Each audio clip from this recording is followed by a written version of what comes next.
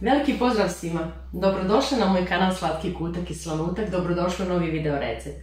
Danas ću da vam pokažem kako možete da napravite ukusan dezert, a da ne koristite pekaru, pošto je ljeto i vruće, naravno svi želimo da izbjegnemo uključivanje pekare. Ovako, radit ćemo dezert u čaši. Što se tiče današnjih sastojaka, treba će nam 180 g Oreo keksa, ja sam već prethodno samnula, zatim treba će nam još 40 g maslaca, otopljenog maslaca. Mljeveni keks pomiješat ćemo sa otopljenim maslacem, dobro izmiješati.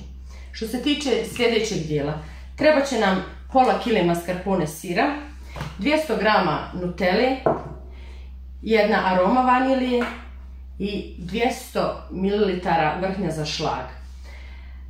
Mascarpone sir ćemo dobro da umutimo sa nutellom, dodat ćemo vaniliju, zatim kad to sve umutimo, posebno ćemo da umutimo naravno i vrhnje za šlag i sve zajedno da pomiješamo, sjedimo, dobro umutimo i zatim idemo na slaganje našeg dezerta u čaši.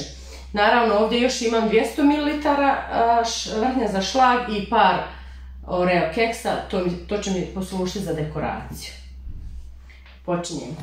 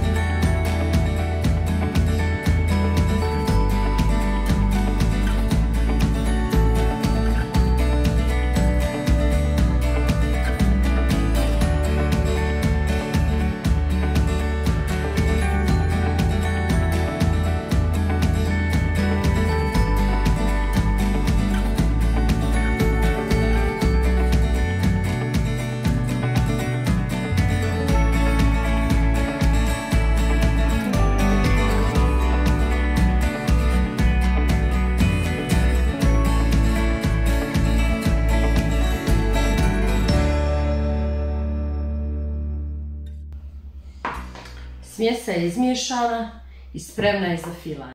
Sve je spremno za filanje.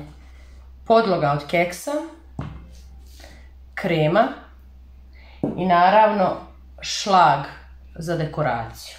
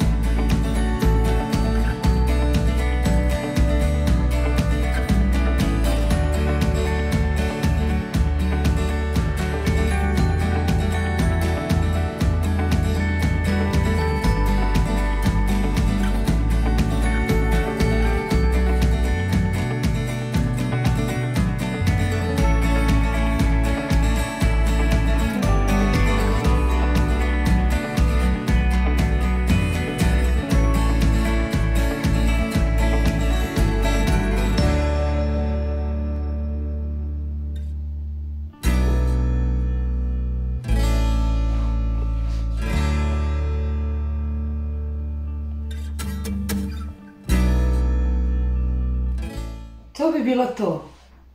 Ja se nadam da vam je se recept svidio. Ja mislim, ako vi imate kod kuće čaše koje nisu izrezbarene ovako poput mojih, ljepše će izgledati presjek i ljepše će se sve vidjeti. Naravno, šaljem vam velike pozdrave, velike poljupce.